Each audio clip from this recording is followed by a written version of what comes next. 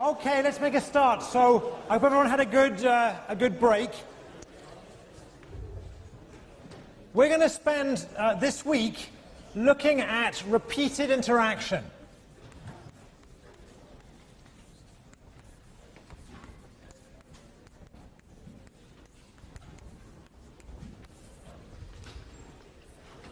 Now, we already saw last time before the break that once we repeat games, once games go on for a while, we can sustain behavior that's quite interesting. So, for example, before the break, we saw that we could sustain fighting by players that were rational in a war of attrition. All right? And another thing we learned before the break was when we're analysing these potentially very long games, it helps sometimes to break the analysis up into what we might call stage games, each period of the game, and break the payoffs up into the payoffs that are associated with that stage, payoffs that are associated with the past, but they're sunk, they don't really matter, and payoffs that are going to come in the future from future equilibrium play. So those are some ideas we're going to pick up today, but for the most part, what we do today will be new. Now, whereas last time we focused on fighting, for the whole of today, I want to focus on the issue of cooperation. In fact, the whole of this week, I want to focus on the issue of cooperation.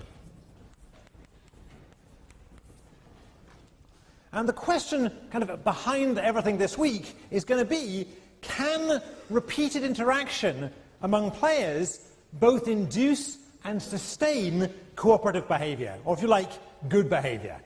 And our canonical example is going to be Prisoner's Dilemma. Way back in the very first class, we talked about Prisoner's Dilemma, and we mentioned that playing the game repeatedly might be able to get us out of the dilemma. It might be able to enable us to sustain cooperation. All right? And what's going to be good about that is not just sustain cooperation, but sustain cooperation without the use of outside payments, such as contracts or the mafia or whatever. All right? So why does this matter? Well, one reason it matters is that most interactions in society either don't or perhaps even can't rely on contracts. Right? Most relationships are not contractual. However, many relationships are repeated. All right? So this is going to be of more importance, perhaps, in general life, though perhaps less so in business, more important in general life than thinking about contracts. So just think about some obvious examples. Think about your own friendships. I don't know if you have any friendships, I assume you do, but for those of you who do, your friendships are typically not contractual. You don't have a contract that says, if you're nice to me, I'll be nice to you. All right? Similarly, think about interactions among nations. Interactions among nations typically cannot be contractual because there's no court to enforce those would-be contracts, although you can have treaties, I suppose. But most interaction among nations, cooperation among nations, is sustained by the fact that those relationships are going to go on forever. Right? And even in business, even where we have contracts, and even in a very litigious society like the US, which is probably the most litigious society in the world, we can't really rely on contracts for everyday business relationships. All right? So in some sense, we need a way to model a way to sustain cooperation and good behaviour that forms, if you like, the social fabric of our society, absent always going to court about everything. All right? Now, why might repeated interaction work? Why do we think way back in day one of the class that repeated interaction might be able to enable us to behave well, even in situations like prisoner's dilemmas or situations involving moral hazard, where bad behaviour is going to occur in one-shot games? All right, so the lesson we're going to be sort of underlying things today and all week is this one. In ongoing relationships,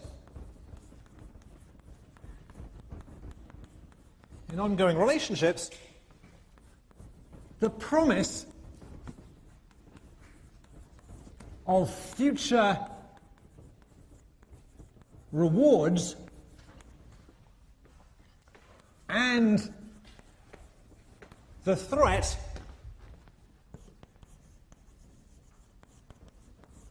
of future punishment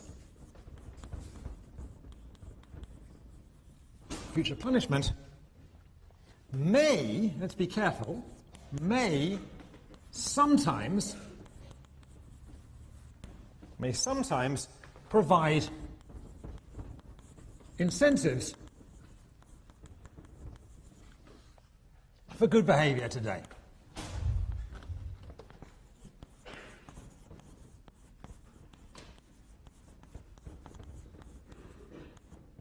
And just leave a gap here in your notes, because we're going to come back to this. So this is a very general idea. The idea is that future behavior in the relationship can generate the possibility of future rewards and or future punishments, and those promises or threats may sometimes provide incentives for people to behave well today. And the reason I want to leave a gap here is I want part of the purpose of this week's lectures to be trying to get beyond this. This is kind of almost a platitude, right? I think most of you knew this already.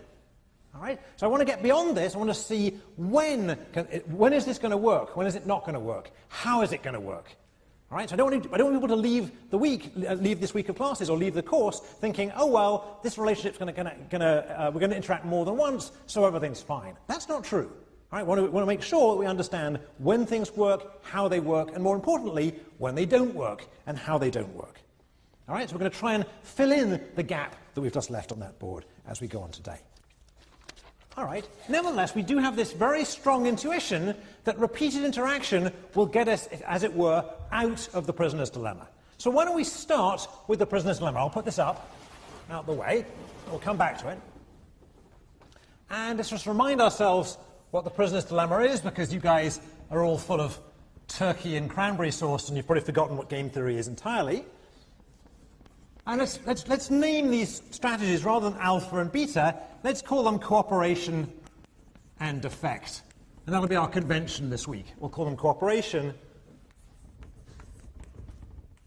and defect. This is player A, and this is player B. And the payoffs are something like this. 2, 2, minus 1, 3, 3 minus 1, and 0, 0. Doesn't have to be exactly this, but this will do.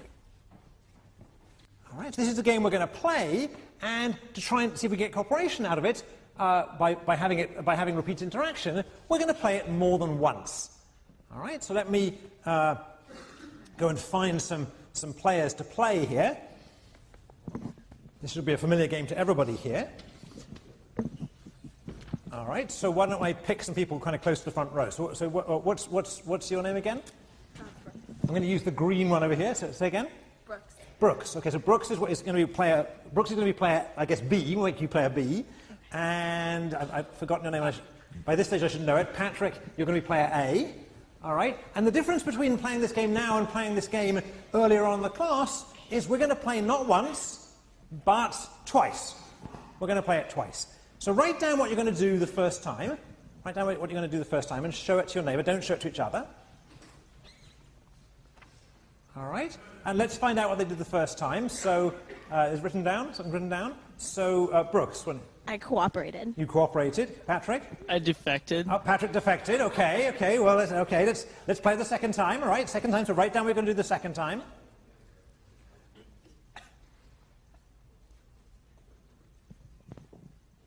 Brooks? This time I'm going to defect. Me too. All right. So we had the play this time. Let's just put it up here. So the play when we played it this time, we had A and B, and the first time we had defect cooperate, and the second time we had defect defect. All right? Let's try another pair. We'll just play this a couple of times and we'll talk about it. So, yeah, that's fair enough. Why don't we go to your neighbours? That seems fair enough. It's easy. So you are? Ben. So shout it out to people here. Ben. That's a good name. It's good. Very good. Okay. And you are? Edwina. Edwina and Ben. Okay, so we're going to make Ben player B and Edwina player A. And why don't you write down what you're going to do for the first time? Again, we're going to play it twice. All right. Why don't we mix it up? We can play it 3 times. We'll play it 3 times this time, okay? We'll play it 3 times. All right, both people are happy with their decisions. Okay, so the first time, Edwina, what did you choose? Defect. Cooperate. All right, so we had, let's put it down this time, so we've got Edwina will play A and Ben B, and we had cooperate, defect. All right, second time, please. Edwina? Cooperate. Defect. Oh, okay, so we're getting rid of going to and fro now. So this was cooperate and defect. And one more time. One more time, write down. Both players written down. Edwin? Cooperate. Defect. Oh, okay, so we flipped around again. Okay. So we're seeing some pretty odd behavior here. Who did what that time? Edwina, what did you do? So we had this. Is that right? We had this. All right. So keep the microphones for a minute, and we'll just talk about it in a second. All right. So first of all, let's start with Ben here. Ben, you were cooperating in the first go. All right. So why did you choose to cooperate the first term? Shout out to people who can hear you. I felt that if I established a reputation for cooperating, we could end up in the cooperate. All right. So you thought that by playing cooperate early, you could establish some kind of reputation. And what about later on when you played defect thereafter? What were you thinking there? I realized that she established a reputation for defecting, so I couldn't. All right. So you switched strategies mid-course. All right. Edwina, you started off by defecting. Why did you start off by defecting? Shout out so people can hear you. Because his friend defected, so I thought he might defect. Oh, because his friend defected. Okay, so that's a bit tainted by his friend there. Okay. All right. It's short of space for the classroom. They could have just been sitting next to each other. And then thereafter you cooperated. Why was that? Because I thought he cooperated, maybe he was going to keep cooperating. All right, so in fact your reputation works in some sense. By cooperating early, you convinced Edwina you would cooperate, and then you went on cooperating even after he defected. So what were you doing in the third round? Shout out? I thought he might cooperate because I cooperated. All right, you might come back. Let's talk about to your neighbours. So Brooks, shout out why you cooperated in the first round. Because I was hopeful that he would cooperate. You were hoping he would cooperate. Yeah. All right. And why did you defect thereafter? Because I thought he would continue to defect after he Because he defected and you continue to defect.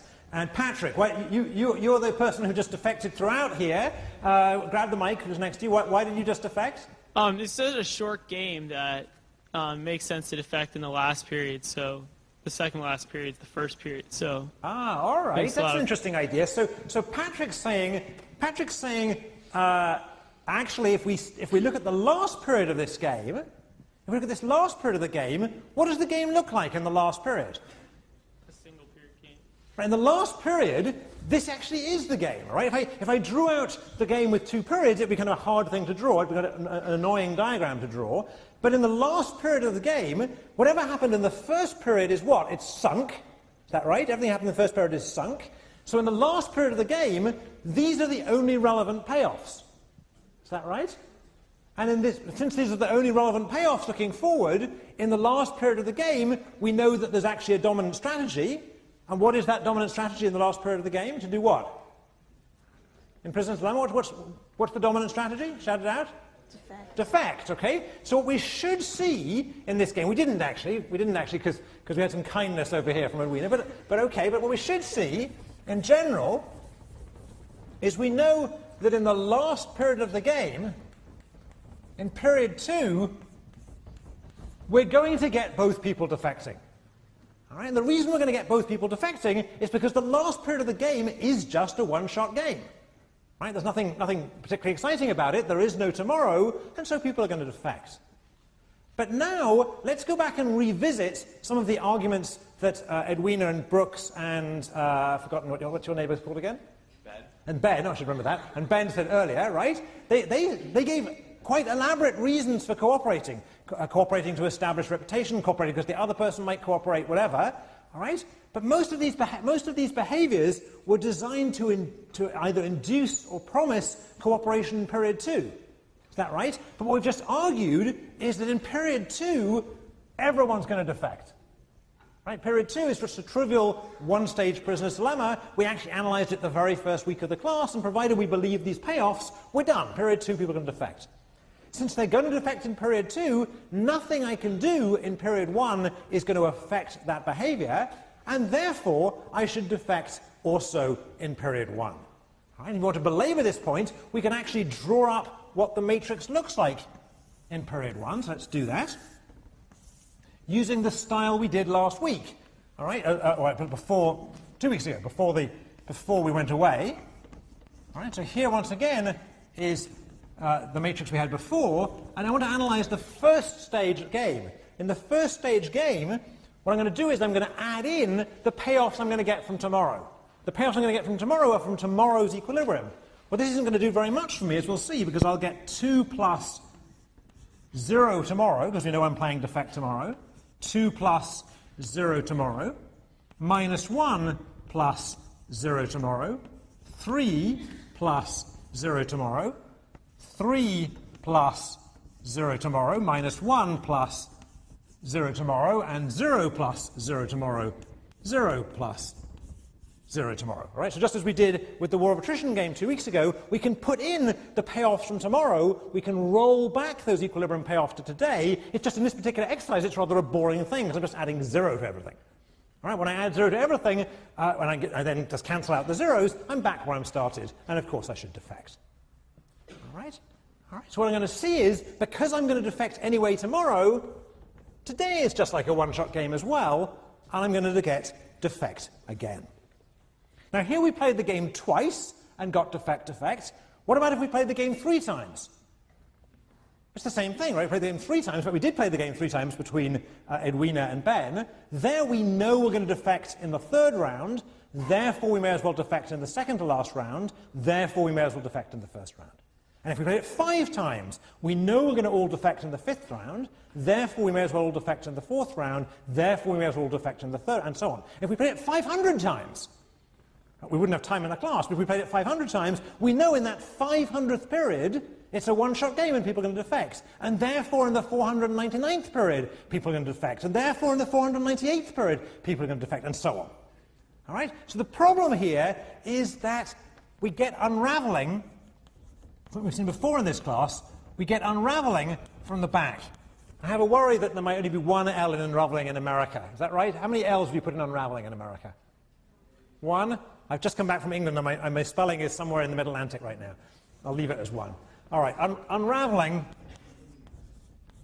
from the back. Essentially, this is a backward induction argument. Only instead of using backward induction, we're really using subgame perfection. We're looking at the equilibria in the last games, and as we roll back up the game, we get unraveling. So here's bad news. The bad news is we'd hoped that by having repeated interaction in the prisoner's dilemma, we would be able to sustain cooperation. That's been our hope since day 1 of the class. In fact, we stated it kind of confidently in the first day of the class, and we kind of intuitively believe it. But what we're discovering is, even if you played this game for 500 times and then stopped, you wouldn't be able to sustain cooperation in equilibrium, because we're going to get unraveling in the last stage and so on and so forth. All right? So it seems like our big hope that repeated interaction would induce cooperation in society is going down the plug hole. That's bad. All right? So let's come back and modify our lesson a little bit. So what went wrong here was in the last period of the game, there was no incentives generated by the future. Right? So there was no promise of future rewards or future punishments, and therefore cooperation broke down, and then we had unraveling. All right? So the lesson here is what? The lesson is, but for this to work, it helps to have a future. It helps to have a future. All right, this whole idea of repeated interaction was the future was going to create incentives for the present, but if games come to an end, there's going to be some point when there isn't a future anymore, and then we get unraveling. All right? Now, this is not just a formal technical point to be made in the ivory tower of Yale. This is a true idea.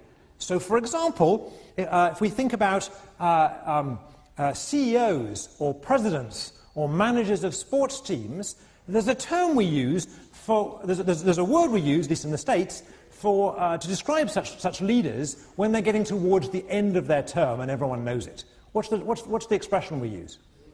Lame duck, all right? So we have this lame duck effect.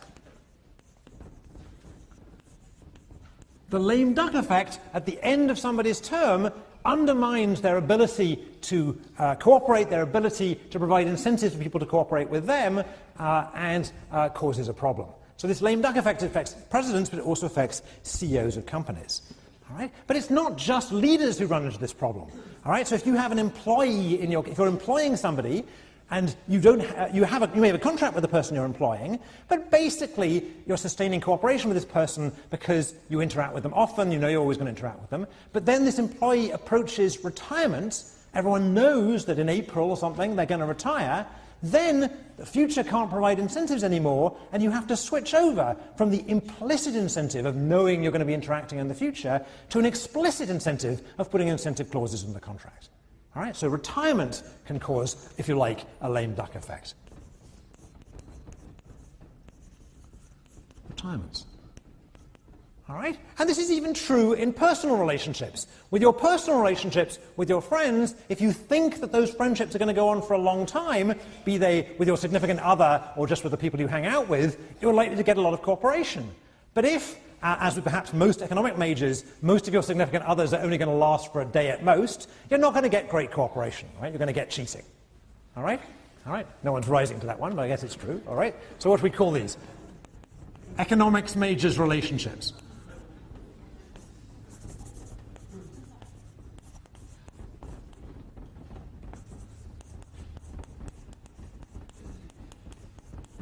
All right? These are kind of end effects. All of these things are caused by the fact that the relationship is coming to an end. And once the relationship is coming to an end, that all those threats and promises of future behavior, implicit or otherwise, are going to basically disappear. All right? So at this point, we might think the following. You might conclude the following.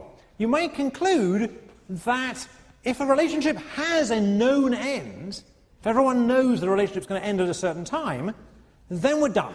And we basically can't sustain cooperation through repeated interaction. All right? And that's kind of what the example we looked at seems to suggest. However, that's not quite true. That's not quite true.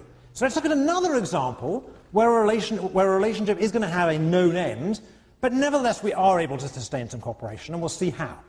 Okay? So again, I've been careful here. I've said it helps to have a future. I haven't said it's necessary to have a future. All right? So that's good news for the economics majors again. All right? So let's do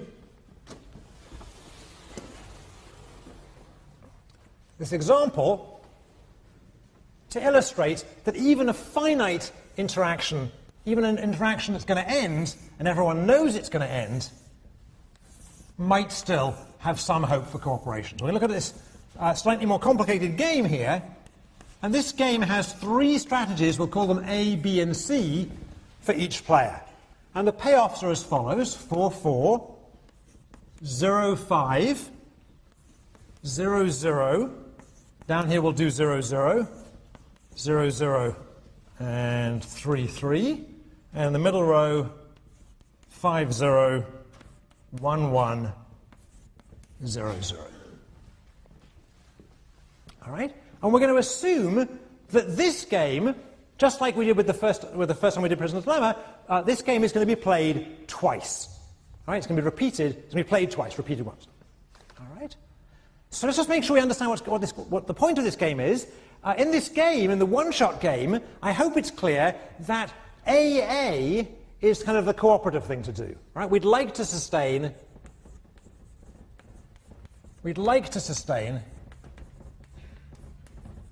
play of AA. Because then both players get 4, and that looks pretty good for everybody. All right? However, in the one-shot game, AA is not a Nash equilibrium. Why is AA not a Nash equilibrium? Let me grab those mics again. Why is AA not a Nash equilibrium? I'll just do it with one. Anybody? Yep. I'm even getting the names at this stage of the terms. This is Katie, right? So shout out. The best response to the other guy playing A is playing B. Good, good. So if I think the other person's going to play A, I'm going to want to defect and play B and obtain a gain of 1. So basically I'll get 5 rather than 4. All right? I'll defect to playing B and get 5 rather than 4 for a gain of 1. Is that right? All right. So AA is not a Nash equilibrium in the one-shot game. We're sometimes going to call that, well, that's fine, in the one-shot game. So now imagine we play this game twice. Instead of just playing once, we're going to play this game 2 times. All right? So now, I'll come back to that. Before I do that, what are the pure strategy Nash equilibria in this game? Anybody? So BB, so the Nash equilibria in this one-shot game are BB and CC. All right? BB. There's some mixed ones as well, but this will do. All right? So BB and CC are the pure strategy Nash equilibria. All right. Now consider playing this game twice. All right? Now, last time we looked at a game played twice, well, it was Prisoner's Dilemma, and we noticed that we couldn't sustain cooperation because in the last stage people weren't going to cooperate, and hence in the first stage people weren't going to cooperate. But let's look what happens here. If this game is played twice, is there any hope of sustaining cooperation, i.e. A, in both stages? Could we have people play A in the first stage and then play A again in the second stage? All right, so Patrick's shaking his head, so that's right, to shake his head if he grabbed the other leg. All right, so why is that not going to work? Why can't we get people to cooperate and play A in both periods? Shout out. In the second period, you're still going to defect and play B. Good. So in the second period, exactly the argument that Katie produced just now in the one-shot game applies, because the second period game is a one-shot game. All right, so we've got no hope of sustaining cooperation in both periods. Let's call this cooperation.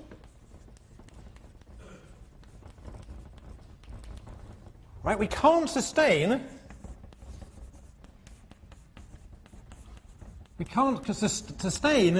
AA in period 2, in the second period. However, I claim that we may be able to get people to cooperate in the first period of the game. All right? Now, how are we going to do that? So to see that, let's consider the following strategy. So, consider the strategy. Right, the strategy is going to be play A and then play C if AA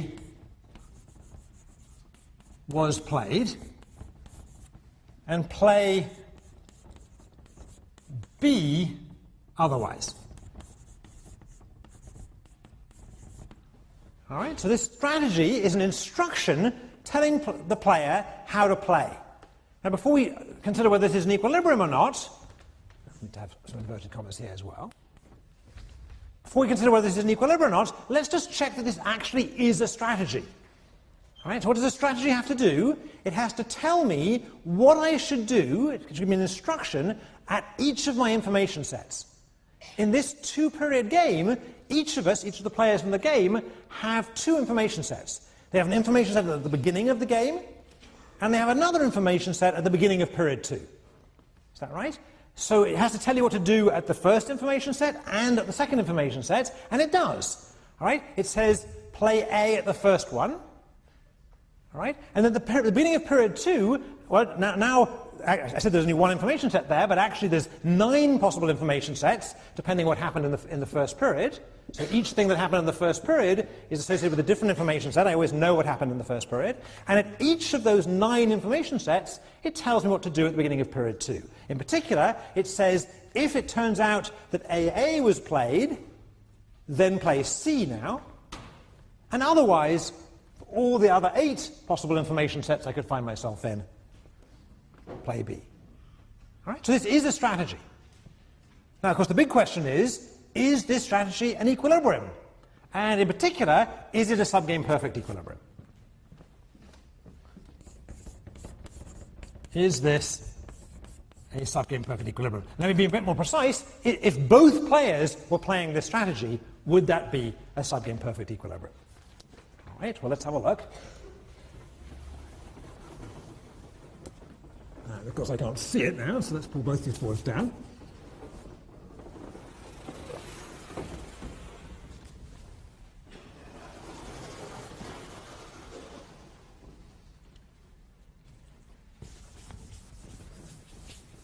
So to check whether this is a subgame perfect equilibrium, we're going to have to check what? We're going to have to check that it induces Nash behavior in each subgame. I think the battery is going on there. Shall I get rid of that? Sorry. Okay, I'm going to shout. Can people still hear me? People in the balcony, can they hear me? Yep, okay. So we're going to have to see if we can sustain Nash behavior. Yeah, thanks. We're going to see if we can sustain Nash behavior in every subgame.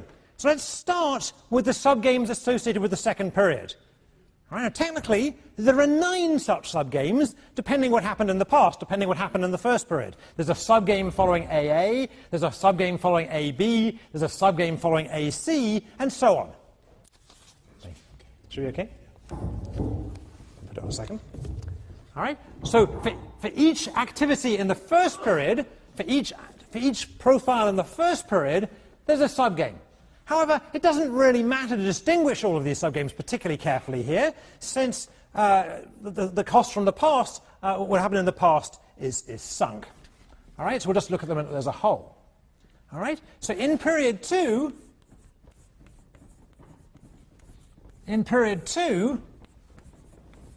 after AA, all right, so in one particular of those 9 subgames, after AA, this strategy induces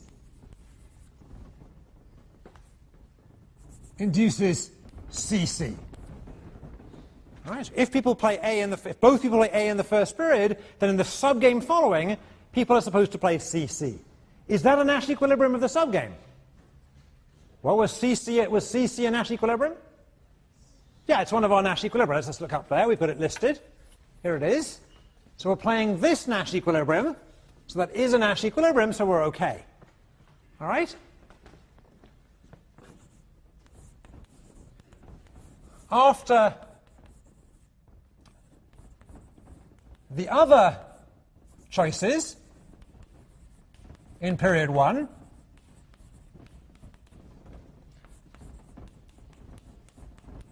this strategy induces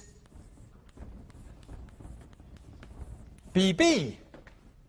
That's good news too, because BB, we already agreed, was a Nash equilibrium in the one-shot game. All right, so in all of those 9 subgames, the one after AA and the 8 after everything else, we're playing Nash behavior. So that's good. What about in the whole game? All right, so in the whole game.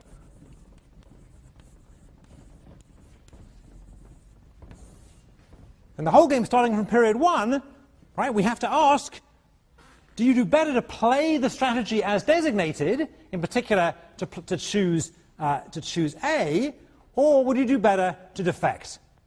All right, well, let's have a look. So if I choose A, then remember the other person is playing this strategy. So if I choose A, then my payoff in this period comes from AA and is 4. That's if I choose A, then we're both playing A in this period, and I get 4. Right? And tomorrow, according to this strategy, tomorrow, since we both played A, both of us will now play C. Since we're both playing C, I'll get an additional payoff of 3. All right? So tomorrow, CC will occur, and I'll get 3 for a total of 7. All right? What about if I defect? Well, we could consider lots of possible defections, but let's just consider the obvious defection. You can check the other ones at home. So if I defect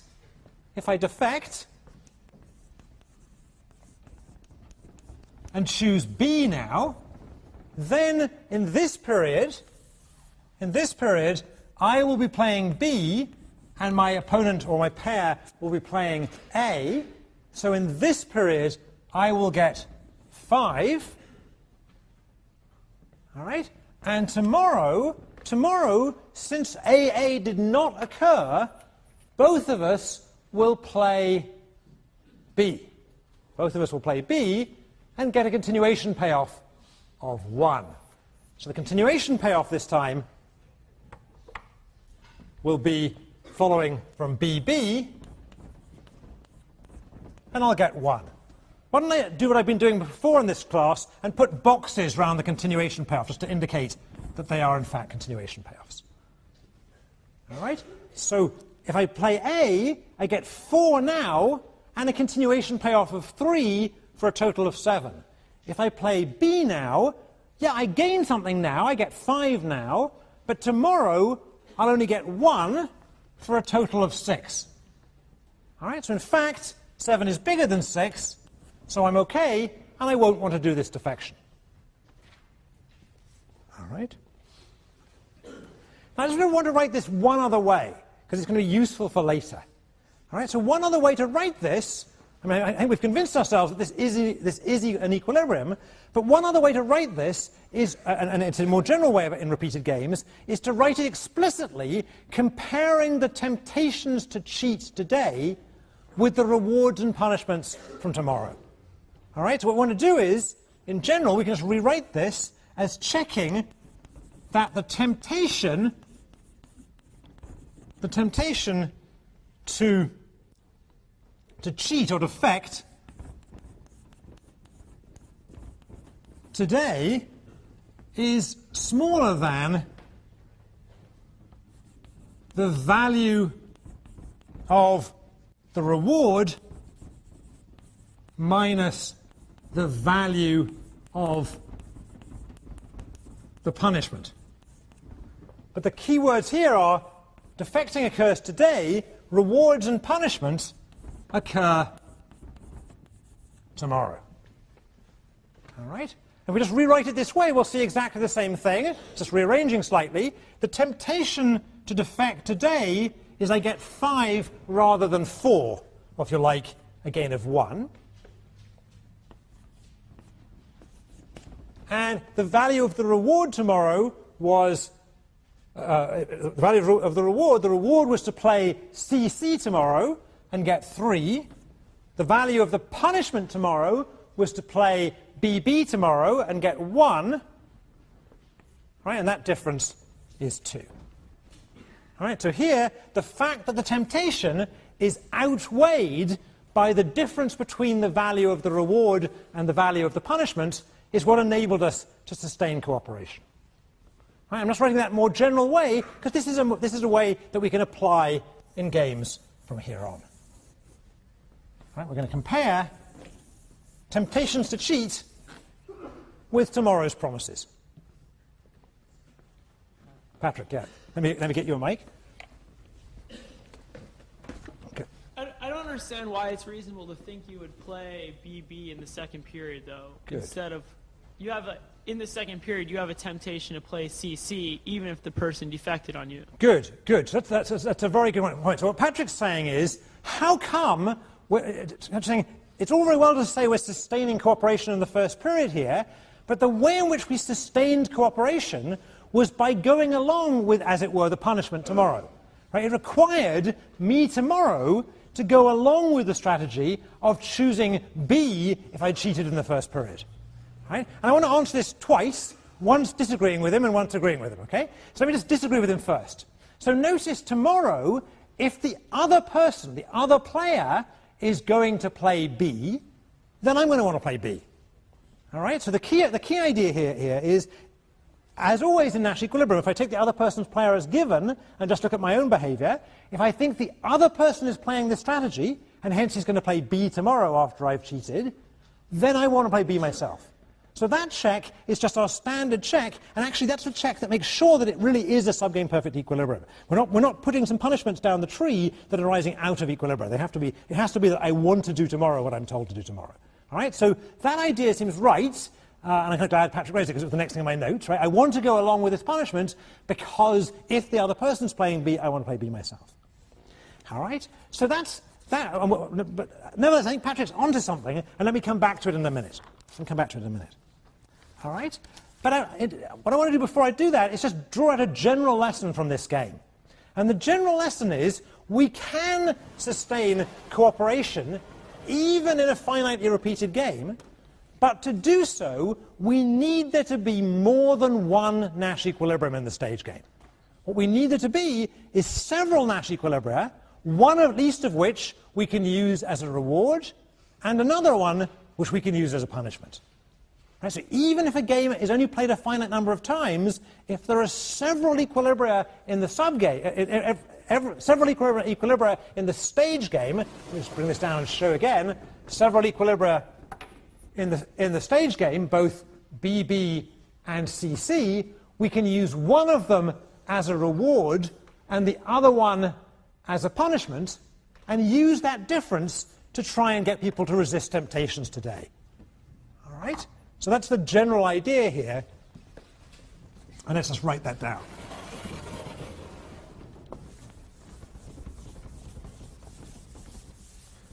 But Patrick, don't let me get away with not coming back to your point. I want to come back to it in a second. All right? So the lesson here is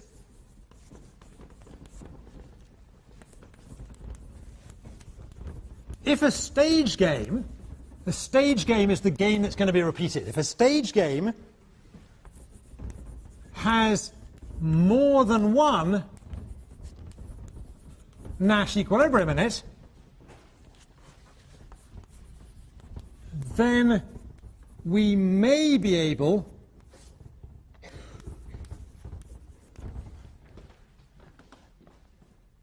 to use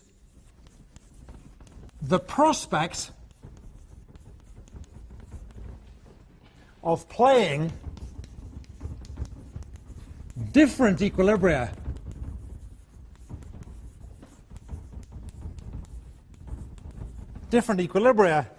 tomorrow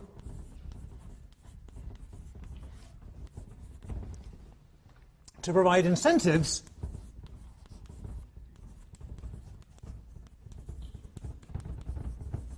and we can think of these incentives as rewards and punishments.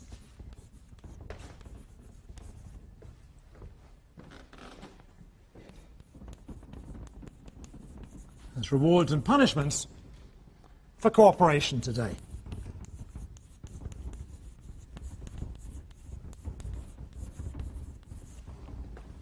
All right, in the game we just saw, there were exactly two pure strategy Nash equilibria in the subgame. We used one of them as a reward and the other one as a punishment, and we were able to sustain cooperation in a subgame perfect equilibrium. All right, now a question arises here, and I think it's behind Patrick's question. And that is, how plausible is this? How plausible is this? It's okay, formally, if we write down the game and do the math, this comes out. But how plausible is this as a model of what's going on in society? Right? And I think the worry, I'm guessing this is the worry that was behind Patrick's question, is this. Suppose I'm playing this game with Patrick, and suppose Patrick cheats on me the first period. So Patrick chooses B when I wanted him to choose A in the first period.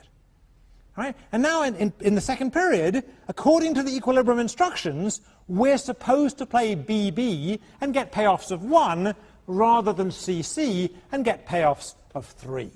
Let's just make that visible again.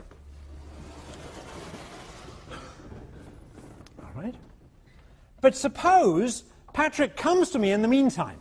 So between period 1 and period 2, Patrick shows up at my office hours and he says, yeah, I know I cheated on you yesterday. All right? But why should we punish ourselves today? Why should we both of us lose today by playing the BB equilibrium? Why don't we both switch to the CC equilibrium? After all, that's better for both of us.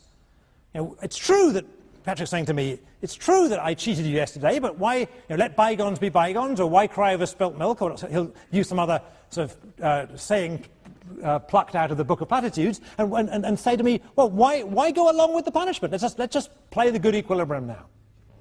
Right? And if I look at things, I say, well, actually, it's true I got nothing in the first period because Patrick kind of cheated me in the first period, so it's true I got nothing yesterday, and it's true it was Patrick who caused me to get nothing yesterday, but nevertheless, that's a sunk cost. I'm comparing getting 1 now with getting 3 now, why don't I just go along and get 3?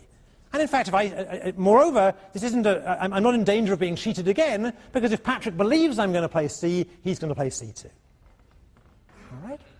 So that kind of argument involves what? It involves some kind of communication between stages, but it sounds like that's going to be a problem. Why? Well, suppose it's the case that we are going to get communication between periods, and suppose it's the case that someone with the gift of the gab, someone on his way to law school like Patrick, is going to be able to persuade me to go back to the good equilibrium for everybody in period 2, then we know we're going to play the good equilibrium in period 2, and now we've lost any incentive to cooperate in period 1. Right? The only reason I was willing to cooperate in period 1 was because the temptation to defect was outweighed by the difference between the value of the reward and the value of the punishment. If we're going to get the reward anyway, I'll go ahead and defect today. All right? So the problem here is this notion of renegotiation, this notion of communicating between periods, can undermine this kind of equilibrium. There's a problem that arises if we have renegotiation. All right? So there may be a problem of renegotiation.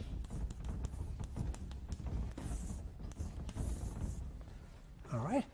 And this problem may not be such a big problem. For example, it may be, I'll be so angry at Patrick because he screwed me over in period 1 that I won't go along with the renegotiation. And it may also be the case, and we'll see some examples of this on the homework assignments, that the many equilibria in the second stage of the game are not such that a punishment for Patrick is also a punishment for me. What really caused the problem here was in trying to punish Patrick, I had to punish myself. Right, but you could imagine games, and we'll see some concrete examples on the next homework assignment, in which punishing Patrick is rather fun for me, and punishing me is rather fun for Patrick. And that's going to be much harder to renegotiate our way out of. Right? There was a question. Let me get a mic out to the question. Ali's back. Yeah. Go ahead. But just point to the microphone and shout. Yep. If we're ruling out renegotiation, can't we devise a strategy for prisoner's dilemma as well, even though it doesn't have multiple Nash equilibriums?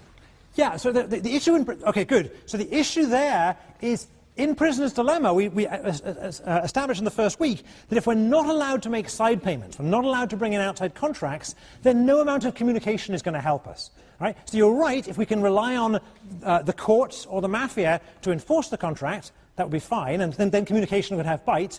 But you remember way back in the first week when we tried to talk our way out of bad behaviour in the prisoner's dilemma, it didn't help precisely because it's a dominant strategy. All right? Whereas here, Patrick's verbal agreement to play the other equilibrium is an agreement to play a Nash equilibrium. That's what's getting us into trouble. All right? All right? So what may help us here, what may avoid renegotiation, is simply I'm not going to go along with that renegotiation. I'm too angry about having been cheated on. And it may be, for other reasons, it may actually be that I enjoy the punishment. Nevertheless, this is a real problem in society, and we should pretend that this problem isn't there. So a good example is in bankruptcy.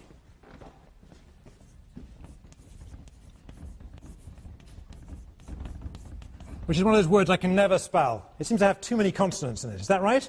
It's approximately right, anyway. All right? So bankruptcy law in the US for the last 200-odd years has gone through cycles.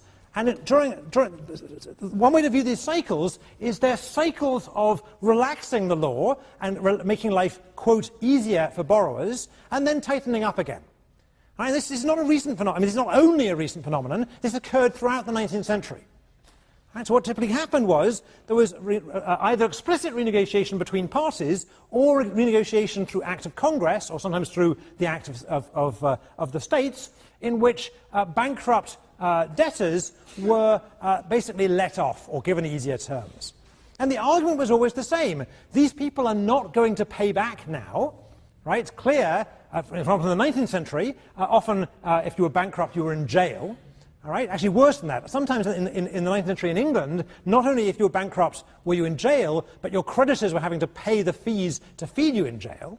All right, so there you were sitting in jail. You weren't paying money back to your creditor, and you were actually costing money to your creditor by being in jail. This seems like a situation that you want to renegotiate your way out of. You say, hey, let's let these guys out of jail, let them be productive again, and they'll pay back part of the loans. Right? So you had these waves of bankruptcy reform in which the debtors' debtors' prisons were closed down, people were let out, people were relieved of debt. What's the problem with doing that? I mean, that seems like a good idea, right? After all, you don't want all these people bankrupt, in debt, not paying money back to their creditors anyway. That doesn't seem like a good situation in society. That seems like a renegotiation that's a win-win situation. It's better for everybody. What's the problem with it, though? Yeah, let's get a mic down here. What's the problem with this? Here, okay. Yeah. It incentivizes bankruptcy. Right, it creates an incentive for people not to repay in the first place. Right, it creates an incentive for people to take big risks now. All right, and hence it makes bankruptcy, if you like, or makes non-repayment of debt more likely. So this has been going on for a while, but you see it very much today if you read the financial pages of the papers in the last few weeks. There's a big worry in the US right now about people failing to repay what kind of debt? What kind of debt's the big worry about? Mortgage debt, right? So both people who are house owners failing to pay back mortgage debt, and equally worrying, financial institutions that have lent a lot of, for example, subprime debt, now finding themselves in financial trouble. And you're going to read a lot in the papers about not letting people out lightly out of those situations of being in debt, or not letting people out lightly out of bankruptcy. Right? What's the term you're going to hear is bailout.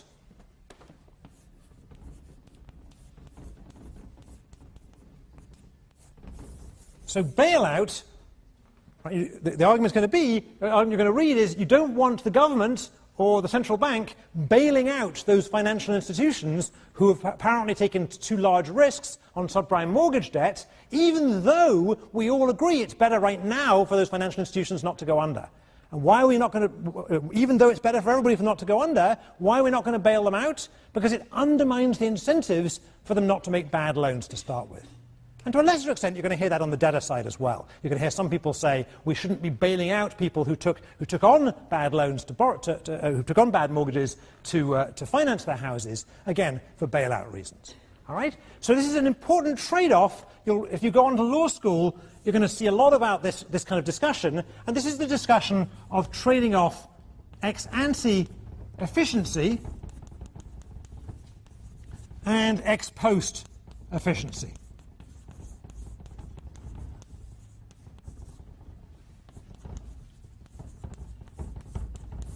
Sometimes, as Patrick's pointed out in the game just now, the ex-post efficient thing to do is to go back to the good equilibrium, or if you like, to bail out these firms who've made bad loans. However, from an ex-ante point of view, it creates bad incentives for people to make those loans in the first place. And the ex-ante point of view, it created the incentive for people to defect in the first period of that game. All right, so this theme of ex-ante versus ex-post efficiency is not one we're going to go into anymore in this class, but it should be there in the back of your minds when you all end up in law school in a few years' time.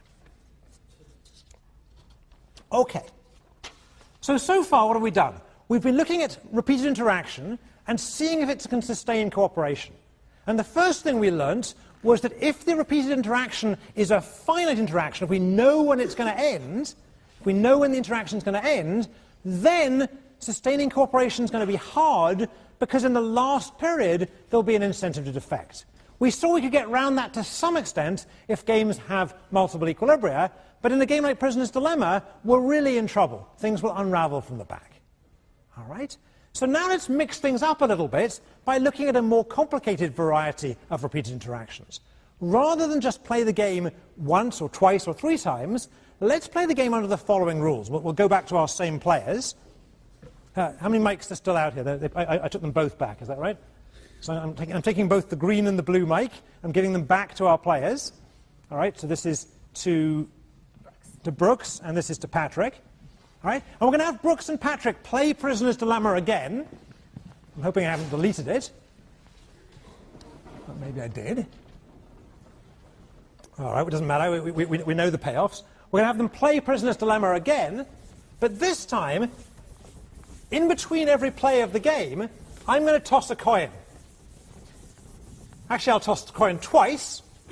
And if that coin comes up heads both times, then the game will end. But otherwise, they'll play again. Right, so everyone understand what we're going to do? We're going to play Prisoner's Dilemma. At the end of every period, I'll toss a coin twice. I might get Jake to toss it. I'm going to toss a coin twice. If it comes up heads both times, the game's over. But otherwise, the game continues. All right? So both Brooks and Patrick should get ready to play. And the payoffs of this game are just what we had before. So let's just remind ourselves what the payoffs of that game are. So we've got cooperate, defect, 2-2, -1, 3, 3 -1, and 0-0. And we'll keep score here. So this is Brooks and Patrick. All right, so putting pressure on these guys. Let's write down what you're going to do the first time. All right, Brooks. Defect. Defect, better? Cooperate. All right, I think we're getting some payback from earlier, right? All right, round 2. Are you going to toss a coin? Oh, I have to toss a coin, absolutely right, thank you. Now I have to find a coin without... Ah, look at that, thank you, Ellie. Twice, toss it twice. Heads. Heads again. So the game is over. That didn't last long. Let's just for the sake of the class, let's pretend that it came up tails. Okay. Okay. We'll cheat a little bit. Okay. So we're playing a second time, just with a little bit of cheating. I need someone else, someone less honest to toss the coin. Brooks, what do you choose? Oh, I'm defecting. Defecting again. All right. Patrick. Cooperate. Cooperate. Patrick seems very trusting here. All right, let's toss the coin a third time. I already did it. Tails. Ah, okay, good. We got tails. Thank you. All right. So, Brooks? I'm going to defect again. Defect. All right.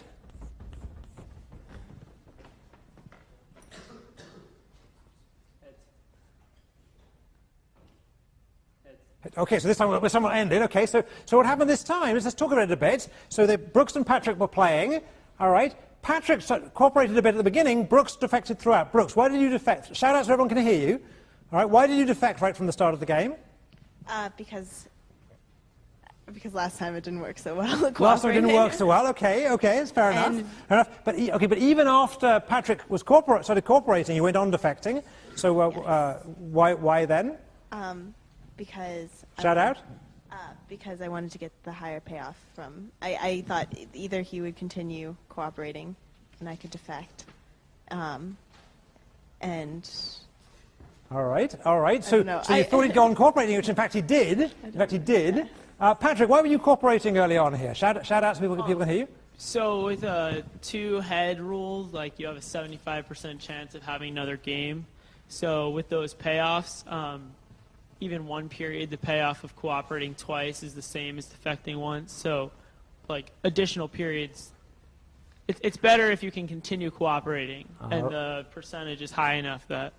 All right, so you figure there's a good enough chance of getting to go. Now, even after Brooks defected the first period, you went on cooperating, but then after the second period, you gave up and started defecting. Yeah. Had it gone in a fourth period, what would you have done? Defected. You'd defected again, yeah. All right? And fifth period? Well, if she kept defecting, I would keep defecting. All right, so what Patrick's saying is he started off cooperating, but once he saw that Brooks was defecting, he was going to switch to defect, and basically as long as she went on defecting, he was going to stick with defecting.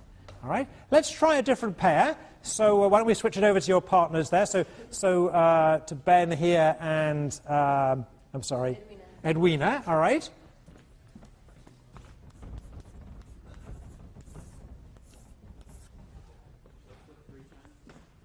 We'll flip twice. All right. So people who want to see, why don't you just stand up? I want to see these people. So stand up a second. So these are our players. I want people at the back to make sure we know who are playing. This is Edwina and this is Ben. All right. Good. All right. Okay. So Edwina, you sit down again so you can actually write things down. Okay. So all right. So Edwina and Ben. Edwina, have you both written down the strategy? Ben, have you written down the strategy? Yep. Edwina, what did you choose? Cooperate. So Edwina's cooperating. Ben? Cooperate. Okay. Let's toss a coin. It's heads, then tails. So we're okay, so we're still playing, okay. Edwina? Cooperate. Ben? I choose cooperate. All right, so they're cooperating. Tails again, so you're still playing. Cooperate. Cooperate. All right, so they're still cooperating. Some pain in the voice this time. Heads and then tails, so write down what you're going to do. Edwina? Defect. Ben? Cooperate. All right, so things were going so nicely there. We had such a nice class going on there and everything. All right, so... It was heads, then tails. All right, so we're still playing. Edwina? Defect. Ben? Defect. All right. Jake? Tails and tails, we're still going. Defect. Defect. All right, let me stop it there. We'll pretend that we had two heads. So let's talk about this, right? So we had some cooperation going on here. Both people started cooperating. So Ben, why did you cooperate at the beginning? Shout out so people can hear. Why did you cooperate? Well, going along with Patrick's reasoning, I felt that if we could have the cooperate in the long term, with a 75% chance of continuing playing, that it would be a worthwhile investment. All right. Until I realized that Edwina started defecting. Let's come back to that in a second. Let's get you guys to stand up so people can hear you. I think when you stand up, you shout more. So stand up again. Yes, Edwina, why did you... So you also started cooperating. Why did you start cooperating? For the same reason. Same reason? Okay. So the key thing here is why did you start defecting? You heard the big sigh in the class. Why did you start defecting at this stage? Because we'd had so many... I mean, the coin toss had to come to heads sometime, so I started thinking that... Is this reversion to the mean of the coin? Yeah, is that right? I just thought that... I thought maybe... I don't know. All right. So what did I say about the relationship of economic majors that are in the class? Anyway, all right. So Edwina defected, and then Ben, you switched after that. Why did you switch? Because once Edwina started defecting, I felt that we'd revert back to the defect-effect equilibrium. All right. So thank you guys. Okay. So let's have a look at this strategy here. People started off cooperating, and I claim that at least Ben can contradict me a second, but I think Ben's strategy here was something like this. I'm going to cooperate, and I'm going to go on cooperating as long as we're cooperating.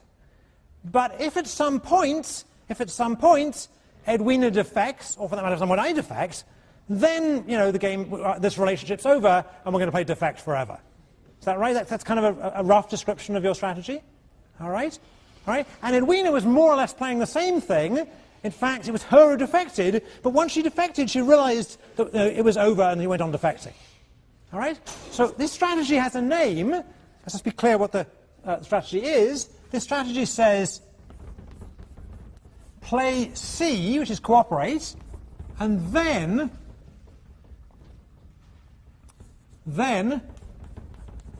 play C if no one has played D, and play D otherwise.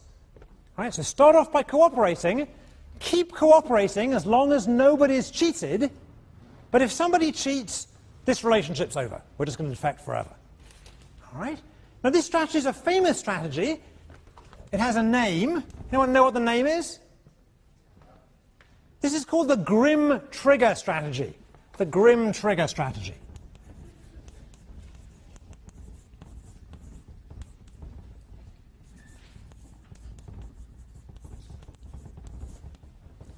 The Grim Trigger strategy.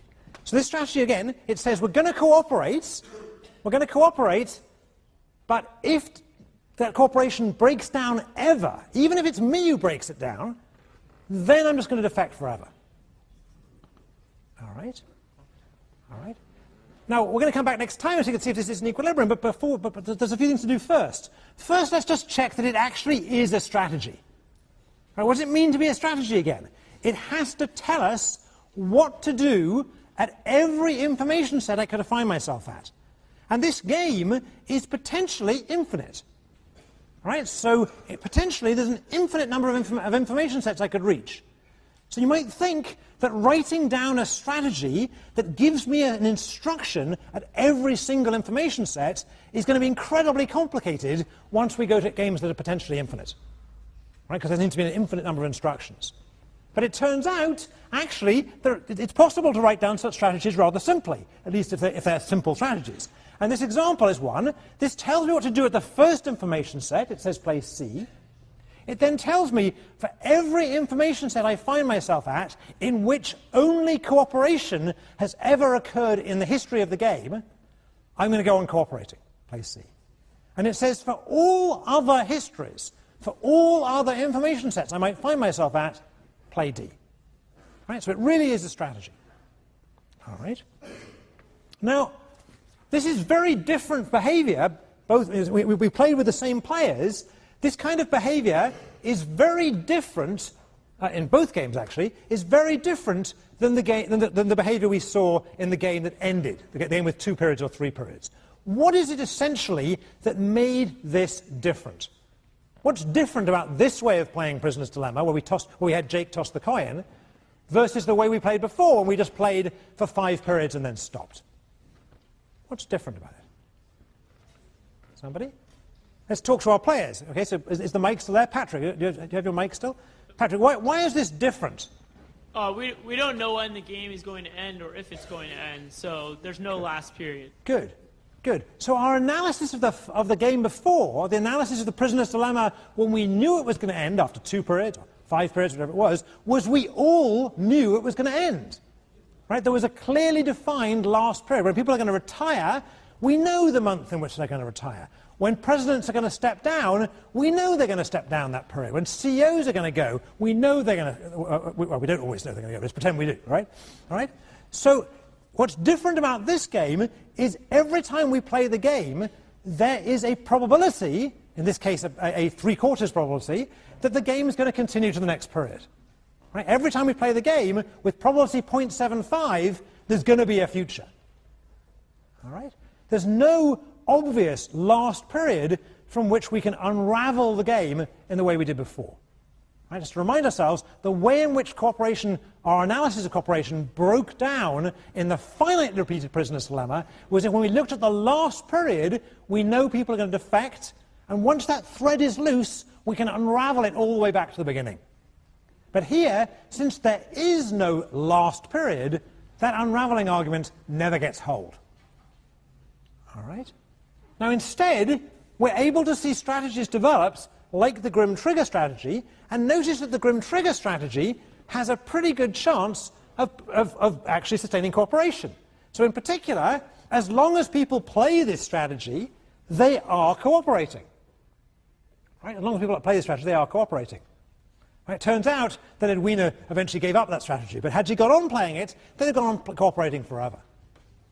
All right? But of course there's a question here, and the question is this in fact an equilibrium? Right? We know that if people play this way we get cooperation, but the question, the $1,000 question or whatever, is this an equilibrium? So what do we have to do to check whether this is an equilibrium or not? We have to mimic the argument we had before. We have to compare the temptation to defect today and compare that with the value of the reward to cooperating and the value of the punishment from defecting tomorrow. All right, so this basic idea is going to re-emerge. Having said that, let me now delete it so I have some room. We're going to have to show this is an equilibrium, we need to show that the temptation to defect, the temptation to cheat, in the short term is outweighed by the difference between the value of the reward and the value of the punishment. All right, so let's set that up. let's put the temptation here first. So the temptation in Prisoner's Dilemma, the temptation to cheat today is what? I'll get 3 rather than 2. Is that right? So if I defect, when Edwina defected, here's Edwina defecting in this period, she got a payoff of 3 rather than the payoff of 2 she would have got from cooperating. All right? So the temptation here is just 3 minus 2. And let's be clear, this is a temptation today. And we want to compare this with the value of the reward minus the value of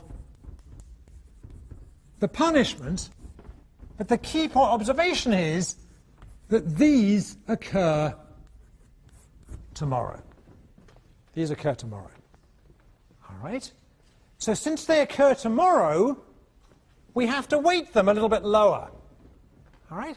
So in general, the way in which we're going to weight them tomorrow is we're going to discount them, just like we did in our bargaining game.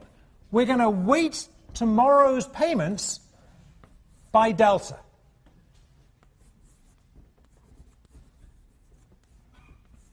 Where delta is less than 1. All right? Now, why is delta less than 1? Why are we weighing tomorrow less than payments today? Why are payments tomorrow worth less than payments today? Because tomorrow might not happen. Right? There are other reasons why, by the way. It might be just we're impatient to get the money today, and we just wanted to pay off in a hurry. Or it might be that she wanted to take the payment today and put it in the bank and earn interest. Right? There are other reasons why money today might be more valuable than money tomorrow, but in games, the most important reason is tomorrow may not happen. Right? By tomorrow, you might be dead, or if not dead, at least Jake's thrown 2 heads in the coins. All right? So delta is less than 1 because the game may end. Because the game may end. Now, what's the value of the reward?